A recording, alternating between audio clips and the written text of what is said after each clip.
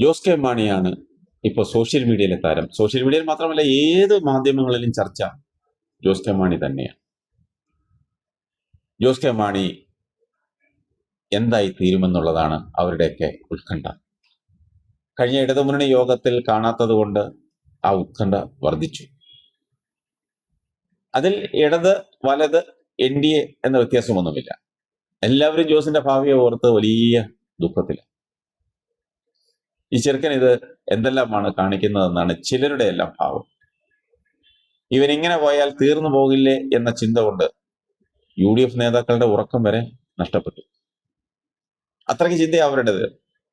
പക്ഷെ ജോസിനെ എല്ലാവരും ഇങ്ങനെ സ്നേഹിക്കുന്നത് ജോസിന് മാത്രം മനസ്സിലാകുന്നില്ല. അതിന്റെ കാരണം എന്താണെന്ന്. ജോസ് ഇടതുമുന്നണിയിൽ നിന്നാൽ തീർന്നു പോകുമെന്ന ദുഃഖമുണ്ട്. മാത്രമല്ല, എവിടെ വരെ പോകാനും തയ്യാറായി നിൽക്കുന്നു. എന്നാൽ ഈ ചെറുക്കൻ ഇതൊന്നും മനസ്സിലാക്കണ്ടേ? പിന്നെയും നാശത്തിൽ നിന്ന് നാശത്തിലേക്ക് പോയിക്കൊണ്ടിരിക്കുകയാണ്. ലഭ്യമാകുന്ന അറിവുകൾ ശരിയാണെങ്കിൽ ജോസിന്റെ കാര്യത്തിൽ ഏറ്റവും അധികം വിഷമമുള്ളത് രമേശ് ചെന്നിത്തലയ്ക്കാണ്. മാണി ഒരിക്കൽ തന്നെ പിന്നിൽ നിന്ന് കുത്തിയതിന്റെ കിങ് പിന്നായി പ്രഖ്യാപിച്ചിട്ടുള്ള അതേ ചെന്നിത്തല, ആ ചെന്നിത്തലയ്ക്കാണ് ഏറ്റവും കൂടുതൽ വിഷയം. ചെന്നിത്തലയ്ക്ക് മാണി ഗ്രൂപ്പുമായി ഹോട്ട്ലൈൻ ബന്ധമാണുള്ളത്. അത് രഹസ്യമാണ്. താക്കോൽസാനിയനായ നേതാവുമായി അടുത്ത സൗഹൃദം പങ്കിടുന്നു. ഇവിടെ നടക്കുന്ന ഓരോ നീക്കവും യഥാസമയം രഹസ്യമായി തന്നെ അദ്ദേഹത്തിന്റെ ചെവിയിൽ അറിയിക്കുന്നു. ഏതാ? രമേശ് ചെന്നിത്തലയുടെ. പണ്ട് ചെന്നിത്തലയും കൂട്ടരും UDF നിന്ന് ചവിട്ടി പുറത്താക്കി ജോസ് കയ്യും കാലും ഇട്ടടിക്കുന്നത് കാണാൻ വേണ്ടി കണ്ണിൽ എണ്ണയും ഒഴിച്ച് കയ്യിൽ പടക്കവുമായി കാത്തിരിക്കുമ്പോൾ അത് പാലായിൽ കരിങ്കോഴക്കൽ തറവാട്ടിൽ മാണി ഗ്രൂപ്പിന്റെ നേതൃയോഗം നടക്കുന്ന സമയത്തായിരുന്നു. ആ നേതൃയോഗത്തിൽ 5 പേരാ ഉണ്ടായിരുന്നത്. ആ 5-ൽ ഒരാൾ ഈ താക്കോൽ സ്ഥാനീയനായിരുന്നു. യോഗം നടക്കുന്ന മുഴുവൻ സമയവും ഇടവിട്ട് വന്നുകൊണ്ടിരുന്ന ഫോൺ കോളുകൾ താക്കോൽ സ്ഥാനീയന് എടുക്കാൻ സാധിക്കാത്ത അവസ്ഥയായി. കാരണം അബദ്ധവശാൽ ഇയാളുടെ ഫോൺ ഇരിക്കുന്നവരുടെ, അതായത് ചുറ്റും കൂടിയിരിക്കുന്നവരുടെ നടുവിലുള്ള ടീപ്പോയുടെ മുകളിലായിരുന്നു. അതുകൊണ്ട് തന്നെ യോഗത്തിൽ പങ്കെടുത്ത ബാക്കി 4 പേർക്കും ഇയാളെ ഇങ്ങനെ തുടർച്ചയായി വിളിച്ചുകൊണ്ടിരിക്കുന്ന ചെന്നിത്തലയുടെ പേര് മൊബൈലിൽ തെളിഞ്ഞു വരുന്നത് കാണാമായിരുന്നു. ഇവനൊക്കെയാണ് ജോസ് കെ മാണിയുടെ ദുരിതത്തിൽ ചങ്കത്തടിച്ച് നിലവിളിക്കുന്നത്. അപ്പനെ കള്ളൻ എന്ന് വിളിച്ച ഇടതുമുന്നണിയിലേക്ക് മകൻ കയറി ഉണ്ടാക്കിയെന്നാണ് കനകുലുവിന്റെ മിഷനിൽ അടിച്ചു വരുന്ന ടാഗ്ലൈനുകൾ. വെടക്കാക്കി തനിക്കാക്കുക എന്ന ഒറ്റ തന്ത്രം മാത്രമേ ഈ കനകോലുവിനുള്ളൂ. അതിനപ്പുറത്തേക്ക് ഒരു നീക്കവും അയാൾക്ക് ഒരു നിശ്ചയവുമില്ല. 2016 ഓഗസ്റ്റ് മാസത്തിൽ ചരൽക്കുന്നിലെ 3 ദിവസത്തെ ക്യാമ്പിന് ശേഷം മാണി നടത്തിയ പ്രസംഗത്തിൽ അദ്ദേഹത്തിനെ പിന്നിൽ നിന്ന് കുത്തിയവരാരാണെന്ന് കൃത്യമായി പറഞ്ഞിട്ടുണ്ട്. അതിലൊരു ഇടതുപക്ഷ നേതാവിന്റെയും പേരില്ലെന്നത് പ്രത്യേകം ഓർക്കേണ്ട കാര്യമാണ്. മാണിക്ക് ബോധവും പൊക്കണവും ഉള്ള കാലത്ത് തന്നെയാണ് അദ്ദേഹത്തെ പിന്നിൽ നിന്ന് കുത്തിയതും കള്ളനായി പ്രഖ്യാപിച്ചത്.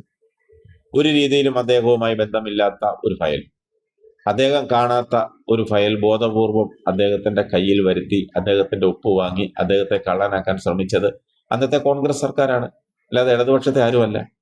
അത് ബാബുവാണ് മന്ത്രി. അത് നിയമവകുപ്പ് കാണേണ്ട ഫയലാണെന്നും നിയമമന്ത്രി അല്ല ആ ഫയൽ കാണേണ്ടതെന്നും ബാബുവിനോട് മറുപടി പറഞ്ഞതിൽ നിന്നാണ് മാണിക്കെതിരെയുള്ള ആരോപണം ഉയരുന്നത്. ഏതാ? കോഴ ആരോപണം. മാർച്ച് മാസത്തെ അവസാന ബുധനാഴ്ച നടക്കുന്ന ക്യാബിനറ്റിൽ ഒളിച്ചു കടത്തിക്കൊണ്ട് വരുവാൻ മാത്രം പ്രത്യേകതയുള്ള ആ ഫയൽ എന്തായിരുന്നു? മാർച്ച് മാസം 2-ാം തീയതി സുപ്രീം കോടതി വിധി വന്നതിനെ തുടർന്ന് ആ ഫയൽ ധനകാര്യ വകുപ്പിന്റെ അനുമതിയില്ലാതെയും നിയമവകുപ്പിന്റെ അറിവില്ലാതെയും കോൺഗ്രസിന്റെ സ്വന്തം AGയുടെ മാത്രം ഉപദേശത്തിന്റെ ബലത്തിൽ ക്യാബിനറ്റിൽ എത്തിച്ചത് സതുദ്ദേശത്തോടു കൂടി ആയിരുന്നു എന്ന് ആർക്കും പറയാൻ പറ്റുമോ? ആർക്കെങ്കിലും പറയാൻ പറ്റുമോ? ഏതായാലും ജോസിന്റെ അപ്പനെ തീർക്കാൻ ശ്രമിച്ചവരാണ് തലങ്ങും വിലങ്ങും നിന്ന് ജോസിന്റെ കഷ്ടകാലത്തെ ഓർത്ത് വിലപിക്കുന്നത്. ജോസിനെ UDFിലേക്ക് ക്ഷണിക്കുന്നതിന് മുമ്പ് ഒരു കാര്യം ചെയ്യാമായിരുന്നു. അന്ന് മാണിക്കെതിരെ നടത്തിയ നീക്കം തെറ്റായിരുന്നു എന്നും ചവിട്ടി പുറത്താക്കിയത് ശരിയല്ലെന്ന് പരസ്യമായി നാട്ടുകാരെ കേൾപ്പിക്കാൻ വേണ്ടി മാത്രം പറയാമായിരുന്നു. അങ്ങനെയെങ്കിലും മനസ്സൊന്ന് മാറുമെങ്കിൽ മാറട്ടെ. സ്നേഹം നിറഞ്ഞ UDFിലേക്ക് വിളിച്ചുകൊണ്ടുപോയാൽ 20 സീറ്റ് വരെ കൊടുക്കാമെന്നാണ് വാഗ്ദാനം.